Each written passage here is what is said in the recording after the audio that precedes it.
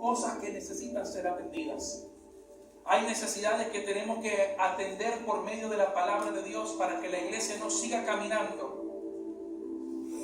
en tinieblas. A usted quizá esto le parezca controvertido. ¿Cómo la iglesia va a caminar en tinieblas si la iglesia es luz? Pero Jesús dijo una palabra tremenda. Si tu ojo no es bueno, ¿está qué? En la oscuridad. Y si tú estás en la oscuridad, ¿cuánto más será la oscuridad? Entonces la iglesia hoy tiene que aprender a mirar con ojos de la palabra de Dios. Pero hay un componente que muy pocos pastores, predicadores han tocado, porque hoy vamos a hablar de las heridas del alma. Y mucha gente necesita sanar sus heridas. Mucha gente. Está muy bonito que vengamos aquí, adoramos al Señor, nos sorprendemos de la gloria de Dios, pero a veces hay heridas que alguien necesita atender. Tenemos que atender las heridas, porque hay mucha gente maltratada dentro de la iglesia. Y si la iglesia, que es el lugar donde tenemos que restaurarnos, no atiende, ¿a dónde vamos a ir? Para eso Jesús dejó la iglesia. No es para que demos un espectáculo de lo espiritual, sino para atender las almas. Para eso es la iglesia. Amén. Así que acompáñeme con su Biblia al Salmo 31, por favor. Salmo 31, y nos colocamos de pie porque vamos a leer la palabra de Dios. Suma reverencia y temor a la palabra de nuestro Señor. El Salmo 31.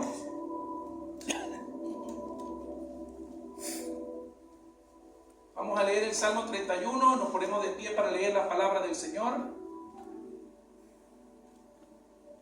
Vamos a leer Salmo 31, versículo 9 en adelante.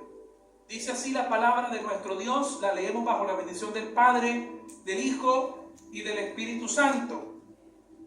Dice así: ten misericordia de mí, oh Jehová, porque estoy en angustia. Se han consumido de tristeza mis ojos, mi alma también y mi cuerpo, porque mi vida se va gastando de dolor y mis años de suspirar. Se agotan mis fuerzas a causa de mi iniquidad y mis huesos se han consumido. De todos mis enemigos soy objeto de oprobio o de burla, en otra traducción. Y de mis vecinos muchos más. Y el horror de mis conocidos. Los que me ven fuera huyen de mí. He sido olvidado de su corazón como un muerto. Y he venido a ser como un vaso quebrado. Porque oigo la calumnia de muchos. El miedo me asalta por todas partes.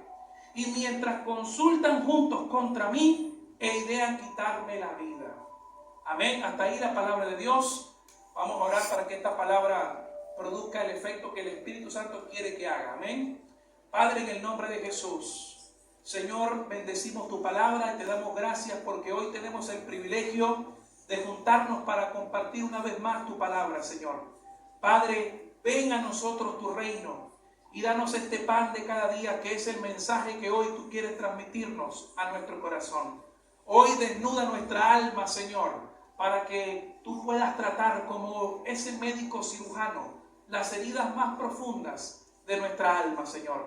Te lo pido en el nombre de Cristo Jesús. A ti sea la gloria y la honra por siempre y para siempre. Toma control de mi hablar, de mi pensar, porque voy a hablarle a un pueblo redimido por tu sangre, Señor. Es un pueblo comprado por precio de sangre, Señor. No es cualquier pueblo, Padre. Que cuidemos las palabras, las acciones, las actitudes, para que tu palabra hoy nos haga reflexionar juntos. En el nombre de Cristo Jesús. Y la iglesia dice: amén. Bueno, tome asiento, mi hermano.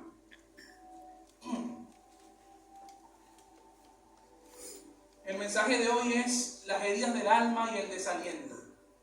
Présteme por favor mucha atención porque es importante que hablemos de esto. Si nosotros nos vamos a preparar para ir a un mundo que necesita de Cristo. ¿Ven? Hablar de las heridas nunca es fácil. Se lo voy a decir abiertamente. Nunca es fácil hablar de las heridas. Porque las heridas ocupan un lugar muy especial en nosotros. Como nosotros somos propensos a alejarnos de todo lo que duele y que nos causa dolor, y como no sabemos tratarlo, lo que hacemos es encasillar el dolor en un lugar especial en el corazón, esperando con ilusión que algún día el tiempo lo pueda sanar. ¿Sí? ¿No ha escuchado a alguien decir, el tiempo lo cura todo? No es escuchado eso? Y lo cierto es, mi hermano, que el tiempo pasa y usted vive una circunstancia similar y le brota nuevamente la herida, demostrando que está más viva que nunca. Y ahí es donde usted se resiente, ¿no? Oye, vuelve a sentir eso que tenía, que usted pensó que había superado.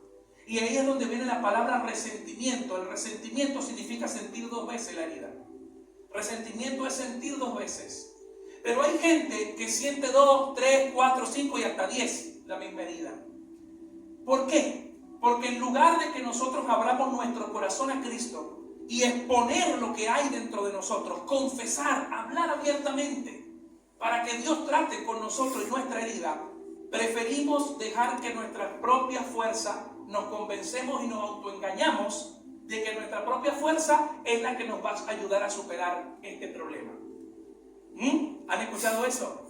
¿Y por qué esto es así, mi hermano? Bueno, porque durante muchísimos años nos estuvieron alimentando tanto en la sociedad como en la iglesia esa falsa doctrina de que siempre tenemos que estar bien, que siempre tenemos que estar contentos, alegres, brincando todo el tiempo, y nos vendieron ese evangelio triunfalista que no tiene nada de bíblico, de que si usted está enfermo es porque está en pecado, si usted está desanimado es porque tiene un pecado oculto, y todas estas cosas que no tienen ningún fundamento en la Biblia. Entonces, ¿qué es lo que hace eso, mi hermano? Que los cristianos se vuelvan expertos en el fingir. Fingen estar bien. ¿Cómo está usted, hermano? Bien, bien, gloria a Dios, en victoria. Es lo que decimos, ¿no? En victoria estamos. Y resulta que se está ahogando por dentro. Y lo único que está deseando es que haya alguien con la suficiente confianza y madurez para sentarme contigo y decirte, me está pasando esto en mi vida. A mí me está pasando esto, yo necesito hablar con alguien. Y siento que en la iglesia no me pueden ayudar porque no les interesa. Vamos a hablar con sinceridad, vamos a desnudarnos con la palabra de Dios. El peso del desánimo. Y no viene más a la iglesia, no quiere orar, no quiere leer la Biblia, porque esa es la consecuencia inevitable del desaliento que no ha sido bien tratado. Y de hecho, nosotros cuando estamos en la plaza y predicamos la palabra, nos encontramos con personas así. Personas que vienen heridas de iglesias, que van de iglesia en iglesia en iglesia porque no encuentran la fuente de la solución de su problema, porque no la han sabido atender y también porque no han querido dejarse ayudar. Esto es muy importante. Es muy fácil señalar a los líderes. No, ese pastor nunca me saludó, nunca me atendió, nunca me mandó mensajes, pero cuando lo hizo, seguiste los pasos. Seguiste las indicaciones de tu pastor, de tu líder, de alguien que haya dado un consejo. Lo seguiste. Y muchas veces no lo seguimos y queremos culpar a la iglesia. Porque las heridas, cuando tienen tiempo en nuestro corazón, mis hermanos, adivinen con qué se mantiene creciendo. Con la soberbia y el orgullo. Y se unen las 3. Y las 3 no las saca nadie, a menos que usted abra su corazón a Cristo. ¿Amén? Ahora, ¿cuál es la realidad, mis hermanos? Porque los cristianos que fingen ven la realidad parcialmente, no la ven completa. Y la realidad es que estamos en un mundo perverso, un mundo violento, agresivo, que es pecador, que está hecho para agredirnos. Cuando Adán y Eva estaban en el huerto del Edén, no tenían ninguna necesidad de nada. Pero cuando Dios los expulsó, ¿qué le dijo Dios a Adán? Con el sudor de tu frente trabajarás la tierra y ella te producirá ¿qué? Espinos y cardos. ¿Y qué son los espinos y cardos? Plantas agresivas que duelen, que causan dolor. En pocas palabras, Dios le estaba diciendo a Adán, por tu desobediencia vas a vivir cosas que te van a doler, que te van a lastimar, que van a sufrir, va a traer sufrimiento a ti. Entonces, mis amados, ¿dónde crecen los espinos y cardos? ¿Sabe dónde crecen? En los lugares desérticos, áridos, de calor, donde no hay humedad.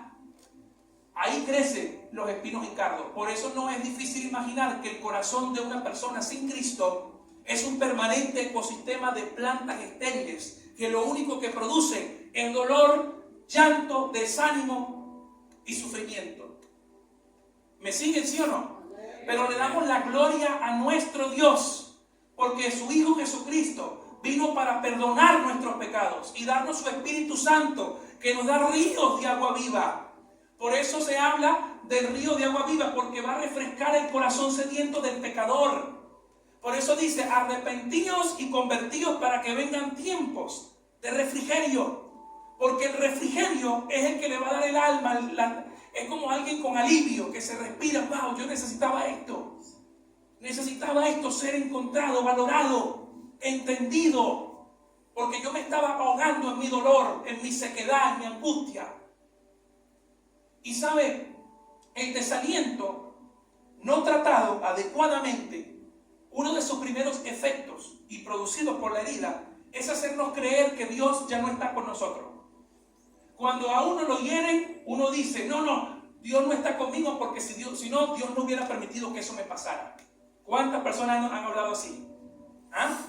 No hubiera permitido Dios que eso me pasara. Y si nosotros somos los que herimos, los que causamos la herida, decimos, bueno, eso tenía que pasar. ¿No es así? Entonces, cuando estamos en esa diatriba, el desaliento, poco a poco, en el cristiano que no se ha esforzado por sanar su herida, poco a poco el diablo lo va sacando de la iglesia y lo va llevando al lugar donde Cristo lo sacó y vuelve el perro al vómito. Y él confunde el vómito con alimento. Eso es lo que pasa. Pero también el desaliento es permitido por Dios para que aprendamos a moldear nuestro carácter en un mundo agresivo. Y esa parece ser la actitud de nuestro salmista aquí en el Salmo 31, en estos versos que leímos, que son profundos, que expresan a David herido, pero lo presentan con angustia. Y lo presentan con angustia porque se olvidó que Dios está con él. Dicen los estudiosos que el Salmo 31 David lo escribió cuando había matado a Goliat y Saúl lo estaba persiguiendo para matarlo. No debe ser nada alentador que tu propio suegro te busque para matarte, ¿no? No debe ser nada alentador. Dígamelo los pesados aquí. Pero bueno, ¿qué ocurre? Con todo esto, David se olvidó por un momento que él había matado a Goliat. Gracias a Dios. Y sabe, Saúl, usted conoce la historia, no se la voy a contar, era un hombre resentido. Un hombre que hería, que lastimaba, y era un hombre envidioso porque no supo manejar lo que Dios le entregó. Es más, dice la Biblia que Saúl era el hombre más alto, y en la antigüedad los hombres que eran más altos y corpulentos eran elegidos por el pueblo para representarlos. ¿Por qué? Porque era señal de fuerza, señal de poder. Pero cuando Goliat atacó a Israel, ¿qué pasó? Esa fuerza no recibió de nada. ¿Quién fue a salir a conquistar la tierra? David, un joven muchacho que no tenía nada para ofrecer, con una honda mató a Goliat. Si David lo hizo, ¿ustedes no lo pueden hacer? Les pregunto, ¿ustedes no lo pueden hacer? ¿Quién es David? Porque David no lo hizo por su propia fuerza, lo hizo por un Dios que lo llamó y lo equipó. ¿Se entiende esto? Y el mismo Dios de David es su Dios. A menos que no sea así, o estoy equivocado. ¿Es el Dios de ustedes también? Bueno, entonces si es el Dios de ustedes, ¿por qué el desaliento nos lleva a creer que Dios ya no está con nosotros? Y le digo que eso es algo normal, porque aquí David lo está diciendo. David tenía el Espíritu Santo de Dios que había venido sobre él para cumplir la función de rey, pero todavía no lo habían coronado. Y sabe, esto me hace reflexionar un poco, porque nosotros tendemos a vencer el mal con el mal. ¿Sí? Tendemos a que cuando alguien nos hiere, nosotros ofenderlo de vuelta. No oramos, no doblamos nuestra rodilla y decir, Señor, no le tomes en cuenta ese pecado porque no sabe lo que dice, no sabe lo que hace. Nos gusta convivir con eso, con esa permanente agresión violenta de este mundo que nos contamina. Y entonces en lugar de ser hojas verdes fructíferas, nos convertimos en espinos y cardos, lastimando a todo el mundo. Pero sabe, en medio del pecado, Dios le dijo a Adán, yo estaré contigo. Yo estaré contigo. O sea, desde el antiguo pacto ya vemos la gracia de Dios en nuestra vida. Y si usted está pasando hoy por un desaliento, por un desánimo, por una herida, déjeme decirle que Dios va a utilizar ese periodo en su vida para fortalecer su carácter. Porque Dios no quiere hijos caprichosos. Dios no quiere hijos que las cosas todo les sea fácil, sino que te cueste. Cuando mandó a Josué, ¿qué le dijo? Josué 1:9, mira que te mando que te esfuerces y seas valiente. Para Cristo y reevangelizar, vamos a prepararnos para hacerlo. Vamos a soltar las heridas. Es tiempo de decirnos, mira, me está pasando esto, quiero soltar esto. Porque hay otra cosa, mis amados hermanos, que nosotros a veces con el desaliento no nos damos cuenta y pensamos que el desaliento es culpa nuestra porque nosotros estamos constantemente fallando a Dios y ya no nos merecemos el amor de Dios. Nunca nos hemos merecido el amor de Dios. Él nos ama por Cristo, no porque nosotros somos buena gente o porque somos buenos vecinos y venimos a la iglesia, no. Él nos ama por Cristo y nos ve santos por la santidad de Él. Y hoy es triste, les decía de ayer, que muchos jóvenes se estén perdiendo en eso, en esa cuestión donde ellos están tan vacíos por dentro, que identifican a la identidad sexual como todo lo que tiene que ver con su vida. No, no es así. Tú no eres tu identidad sexual, no eres tu pecado. Hay mucho más allá de lo que tú eres. Hay un valor intrínseco en la vida. Pero las heridas nos hacen actuar así, nos hacen ver, no, Dios no está conmigo porque me hirieron, me lastimaron. No sé qué Dios me va a enseñar con esto. Y mire, les cuento una historia de cómo siempre el bien debe vencer el mal. En los años 90 había un asesino en serie en Estados Unidos que se llamaba Gary Ridgway. Y este hombre llegó a matar más de 79 mujeres. Y este hombre, cuando la policía lo detiene y lo lleva a juicio, en el juicio el juez permitió que los familiares y los padres de las víctimas de este asesino se acercaran a él para decirle cosas. Y la gente estaba ahí hablando con él y le decían cualquier cantidad de ofensa, de insulto, le decían cualquier cantidad de muerte. Y él estaba ahí impávido, recibiendo todas las ofensas. No titubeaba. Le decían cualquier cantidad de cosas. La gente desde su herida hablaba, odiaba. Y él estaba ahí nada más, impávido, inmóvil. Hasta que llegó un hombre. Llegó un hombre y se paró en el estrado. Y le dijo, señor Ridgway, le dijo estas palabras. Usted ha hecho que sea difícil para mí vivir la fe que yo creo. Pero mi fe me enseña a perdonar. Porque usted le quitó la vida a mi hija. Pero yo le digo algo, señor, usted está perdonado.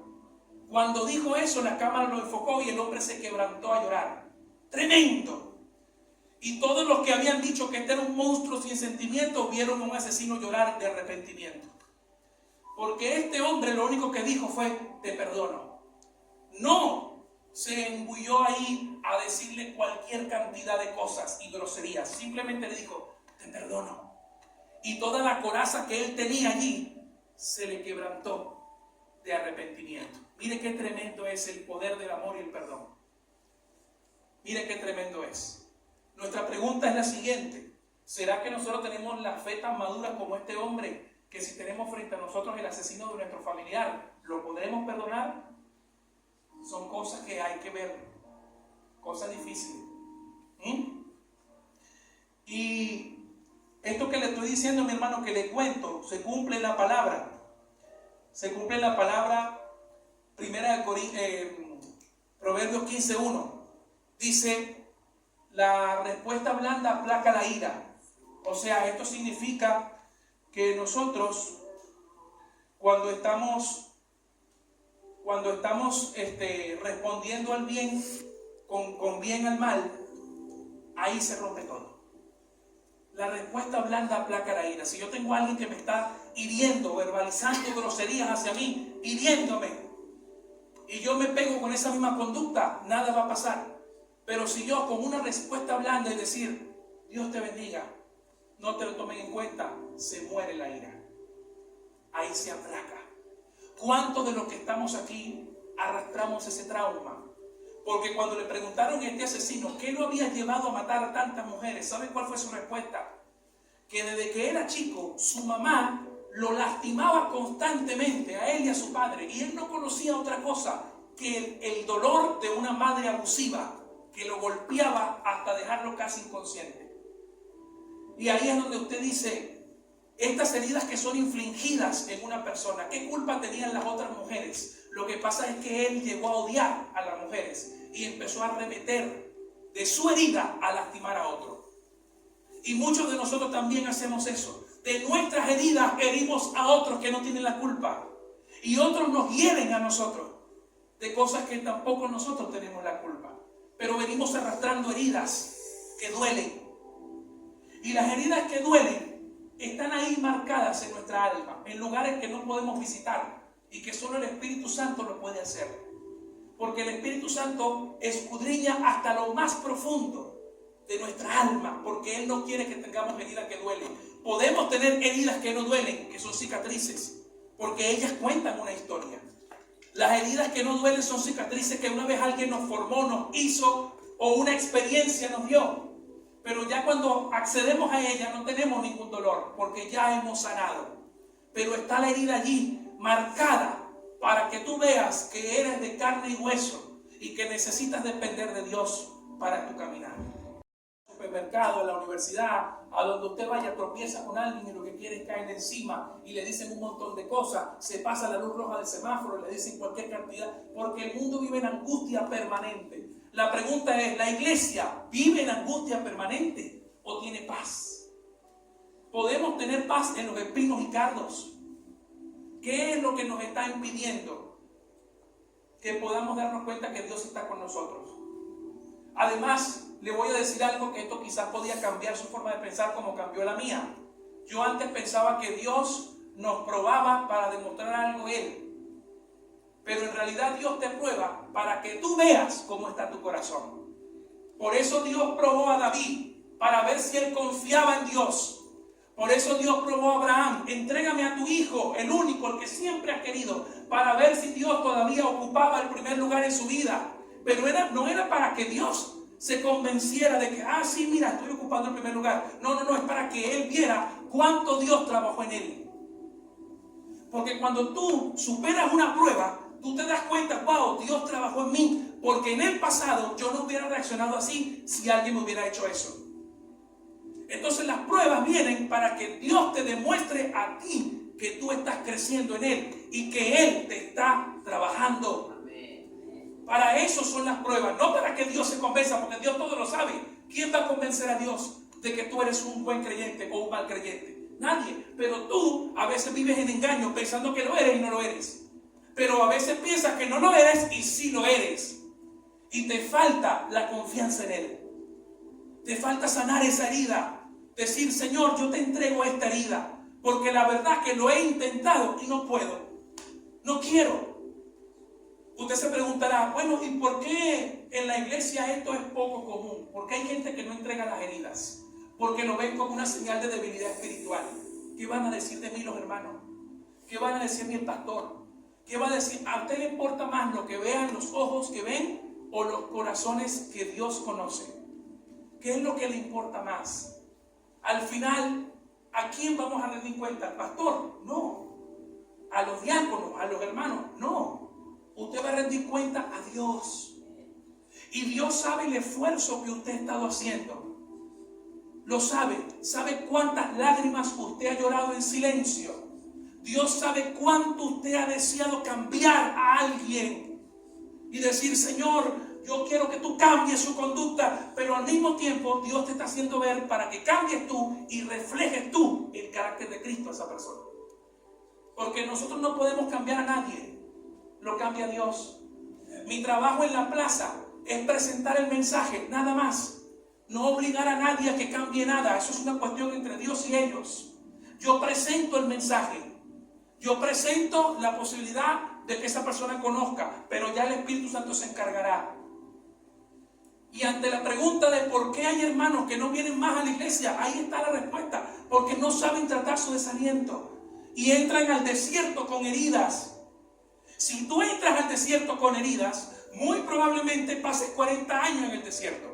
Porque las heridas y el desierto es el dolor más el calor que tú estás arrastrando para llegar al lugar donde Dios te va a llevar. Pero el desierto no es para que tú vayas con heridas. El desierto es para que tú dejes tu antiguo yo y vayas al nuevo yo que se va a preparar en el desierto. El proceso es necesario. Todos tenemos que vivirlo. No te lo puedes saltar. Tengo malas noticias. No te lo puedes saltar. Pero tengo mejores noticias. Dios te va a acompañar. Dios te va a acompañar. Porque el Espíritu Santo de Dios, a quien trae al desierto, lo lleva para prepararlo, para usarlo. No para que sufra. No porque Dios se complace en el sufrimiento de sus hijos. No. Es para que tú mueras a tu yo y vengas a depender de Él. Hermano, pero usted sabe que hay heridas que son muy profundas que todavía no logro sanar y que a veces calan en lo hondo. Yo le voy a contar algo. Mi padre, que ya no está entre nosotros, cuando mi abuelo murió en el año 2006, mi abuela se le acercó a él para decirle, después de tantos años, ese señor que está ahí no es tu papá. Le dijo, ese señor que está ahí en el ataúd no es tu papá. Imagínese el shock de hacerte ver que alguien que tú conociste como tal no era quien tú pensabas que era. Y mi papá me cuenta que eso se lo dijo mi abuela en el funeral de mi abuelo.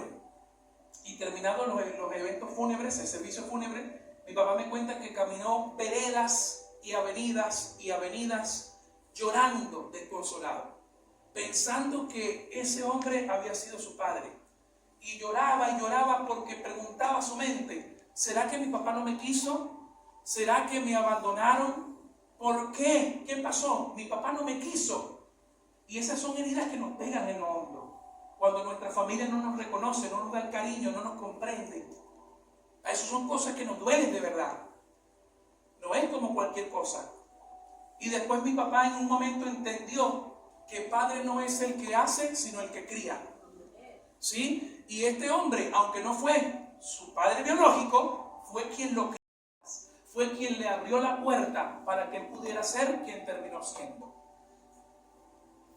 Lo apoyó en todo momento. Y ahora yo hago una retrospectiva porque siento, es como que queriendo sentir ese dolor de mi papá. Porque mi papá murió a los 45 años, joven. Murió a consecuencia de un infarto fulminante que fue consecuencia de un permanente estado de alcoholismo. Como mi abuelo también falleció. Y llega un momento en que Cristo dice, ya basta, voy a sacar esta maldición generacional, voy a sacar esto, y aquí esta propensión de que se tengan que morir todos así alcohólicos para traer mi gloria. Para que esa familia conozca que a través del dolor hay paz y hay salvación. Porque en este mundo perverso, Cristo vino a morir en la cruz. En este mundo perverso, cuando Cristo lo único que tenía que hacer era mandarnos a morir a todos. Ya está, se acabó como Noé. Vamos, mátenlo a todos, no tienen razón de ser, ya está. Me canso. Pero hay un poder más grande todavía, el amor. El amor es lo que le da realmente la razón a Dios para continuar. Y yo no sé cuál sea tu herida, no sé si tus padres te maltrataron e incluso no te quisieron nunca. Pero yo debo decirte que hay un Padre que te ha recibido y que te ha dado el verdadero valor y que hoy ha venido para decirte, yo soy tu Padre, mi hijo eres tú, yo te engendré hoy. Yo te engendré hoy. Esa es la palabra que nos dice Dios en el momento que hemos nacido de nuevo. Y esas son palabras que tenemos que recibir y decir, Señor, si tú eres mi Padre de verdad, porque yo vine a este mundo porque tú lo permitiste. Yo vine a este mundo por eso, porque tú lo permitiste. Yo no vine a este mundo para que a mí me esclavice el pecado. Vine para mostrar tu gloria. Isaías 43:7. Yo los he creado para mi gloria. Entonces, finalizo con esto. ¿Cuáles son los pasos para ser sano? Lo más importante. Número 1, reconocer que hemos sido heridos. El reconocimiento nos ayuda a ser libres. Como todo adicto, que es adicto a las drogas, al alcohol, a la ludopatía, lo que sea, hay que reconocer que tenemos un problema. El reconocimiento nos ayuda a entender que hay algo que tenemos que atender en nuestro corazón. Porque si yo no reconozco, no estoy viendo la realidad. Estoy pensando que todo el mundo está equivocado, menos yo. ¿No les ha pasado eso? Pero el reconocimiento va a darle pie al Espíritu Santo para que trate tu vida. Primera de Juan 1:9. Si confesamos nuestros pecados, Él es fiel y justo. ¿Para qué? Para limpiarnos de toda maldad y perdonarnos. Y ahí hay un proceso que se da en medio de la herida. Entonces el reconocimiento es importante. Segundo, venir a Cristo para ser sano. Algunos dicen, no hermano, eso es lo más básico. No es básico. Lo que pasa es que no lo ponemos en práctica. No queremos dejarnos ayudar. No queremos ayunar, no queremos orar, no queremos buscar a Dios. Queremos que Dios traiga la varita mágica. ¡Pim! Ya tú estás sano en el nombre de Jesús. Ya estás sano. Y las cosas no funcionan así. Y yo lamento que alguien le haya hecho creer eso, pero Dios no tiene varita mágica, Dios procesa. ¿Por qué Dios procesa? Para que tú veas de dónde Dios te sacó. Para que tú entiendas la magnitud de lo que tú estabas sintiendo y que otros sienten peor, para que tú vayas y seas de bendición para ellos. Para eso Dios permite las cosas, no porque es un Dios tirano y quiere ver ahí cómo reacciona. No, no es eso. Entonces venir a Cristo implica yo reconocer mis heridas, plantarlas ahí y decir, Señor, me dejo tratar por ti, no me interesa que me hable quien me tenga que hablar, me dejo tratar por vos, quiero que me trates, quiero que de verdad haga algo en lo profundo. Tercero, perseverar. Perseverar, porque mire la respuesta del salmista aquí en el Salmo 31 que estamos leyendo, el versículo siguiente. Perseverar, pero mire lo que dice el verso 14. Mas yo en ti confío, oh Jehová, y digo, tú eres mi Dios. O sea, hay una confesión allí. En tus manos están mis tiempos. Líbrame de la mano de mis enemigos y de mis perseguidores. Haz resplandecer tu rostro sobre tu siervo. Sálvame por tu misericordia. Ese es el grito de David. Y ese es el grito suyo y mío, para que podamos dejar las heridas atrás. Entonces, reconocimiento, dejarnos tratar por Dios, confiar en Dios. Y cuarto y último, y esto es importante, cuarto y último, descansar en los tiempos del Señor. A usted esto también le parecerá algo básico, pero descansar en los tiempos del Señor quiere decir que usted tiene que dejar que Dios trate con su vida, al tiempo que Dios trate con su vida. Si tú dejas que la ansiedad te venza, pasada una semana, vas a decir, bueno, ya Dios me trató, estoy listo de nuevo para servir, estoy listo, ya estoy. Y resulta que vuelves a resentir lo mismo. Entonces la caída va a ser peor, porque vos vas a querer subir y vas a caer de vuelta. Entonces no se trata de que la ansiedad te venza. Se trata, mis amados hermanos, que el tiempo de Dios se deposite en ti. Mejor es esperar un tiempo a que Dios te trate, a que tú te apresures y tengas que caer de nuevo. ¿Se entiende esto, mis amados? Estoy siendo claro. Entonces, mis amados hermanos, el salmista nos da la clave. La confianza en Dios es para tratar las heridas. Acuérdate de una cosa, cuando Dios te sanó, hay otros que no han visto esa sanidad todavía. Y cuando uno va a hablarle de sanidad al otro, uno se desespera porque uno quiere que la persona se sane como uno fue sano. Pero tiene que entender el proceso de la persona. Tú también estabas así antes de conocer a Cristo. Ten paciencia, ora con perseverancia para que esa persona pueda descubrir, wow, hermano, gracias por el tiempo que te tomaste en orar por mí. Gracias porque me escuchaste. Gracias porque yo me estaba ahogando y tú viniste y me hablaste palabra de Dios. ¿Te acuerdas ese tiempo? Sí, me acuerdo, porque nada de lo que hagamos para el Señor es en vano. Y finalizo con esto, mis hermanos. Si hoy hay heridas en tu corazón y en tu alma, yo quiero orar por ti, para que hagamos un propósito de oración y un propósito de búsqueda al Señor. La Biblia dice, llamad y se os abrirá, buscad y hallaréis. Hay que buscar. Hay cosas que tú no puedes controlar. Yo quiero ayudar a mi familia que conozca de Cristo. Uy, cómo me duele que ellos estén perdiendo, que estén desunidos, que estén para allá y para acá. Trabaja en ti primero. Trabaja en ti, porque tú vas a ser el canal que Dios va a usar.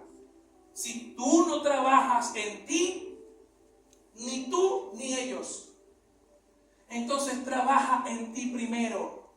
Y no tengas temor de venir a Él y decir, Señor, he vuelto con la misma herida y te la traigo, la expongo. Porque sabes que hay espinos y cardos en este mundo, pero yo quiero ser una hoja verde que no deje de producir fruto cuando venga el día malo. Porque el día malo va a venir. En el mundo tendréis aflicción, pero confiad, yo he vencido al mundo. Así que si tú estás aquí con una herida, yo quiero orar por ti y quiero que Dios empiece a tratar a través de esta oración, que nos tomemos en serio las cosas de Dios. Yo no puedo aquí pararme y falsificar que soy un profeta, que soy esto, que de lo bueno, y lo que el pueblo realmente necesita es que lo escuchen. No que le estén adivinando cosas, sino que nada más que el pueblo sea sanado, de corazón sea sanado. Que yo les diga, tú las trates. Tómate el tiempo que tengas que tomarte. Pero yo ya no quiero seguir así. No puedo fingir. No me gusta fingir. El que finge se la arreglará con Dios. Yo me tomaré mi tiempo para sanar y que Dios trate con mi vida. Amén. Vamos a orar, vamos a ponernos de pie y vamos a orar en este tiempo para que sea Dios trabajando en lo más íntimo de nuestro ser y que sea la presencia del Dios Altísimo que hoy trabaje con nuestras heridas en el nombre de Jesús.